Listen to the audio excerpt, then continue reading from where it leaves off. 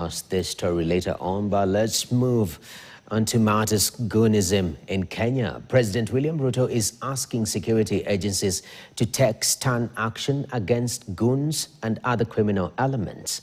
The president says Kenya must be protected from violence, lawlessness, and destruction of property.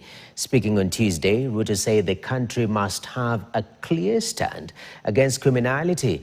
But even as he spoke today, his government has been put on the spot, accused of applying double standards. The goons have been terrorizing Kenyans in the presence of uniformed police officers, raising questions on government's willingness to tame goons. KTN's Daniel Kariuki reports.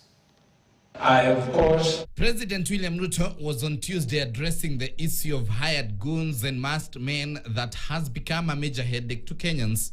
Goons and all these other characters, criminals, should be stopped. Now that we have a consensus, our security agencies must do their job. Within the law, they must do their job and they must stop criminality. The head of state emphasized that Kenya must avoid a situation where violence and lawlessness destroy the country, citing the situation in Khartoum as a warning of what can happen when instability takes over. It cannot be the case.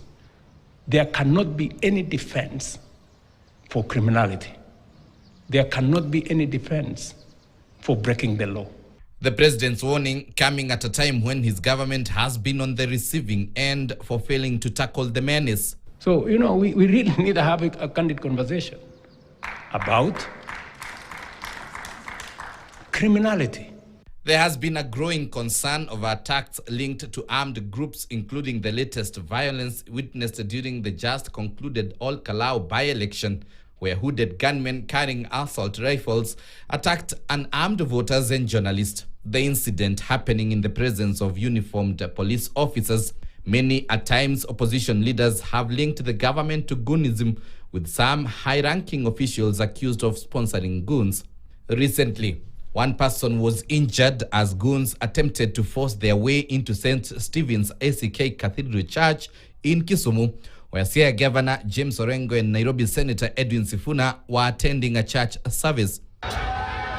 In Nyahururu, armed goons also terrorized a political rally by the Linda Mwananchi faction, where one person was injured. More violence has been unleashed in events presided over by opposition leaders, the only action against goonism being a pledge by Interior CS Kipchumba Murkomen to investigate the ugly incidents.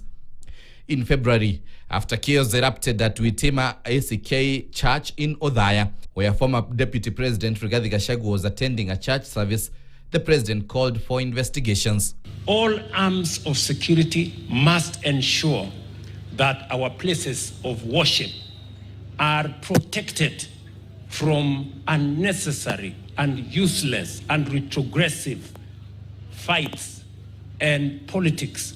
Another incident was when a Thanksgiving service at PCA Church in Kariobangi North last year was disrupted, forcing the president to direct the Inspector General of Police, Douglas Kanja, to take action. Nishamweleza Inspector General wetu wa polisi kwamba watu hawa wote lazima wachukuliwe hatua kali za kisheria ndio tukomeshe uhuni. Will today's warning lead to real action, or will it be just another directive?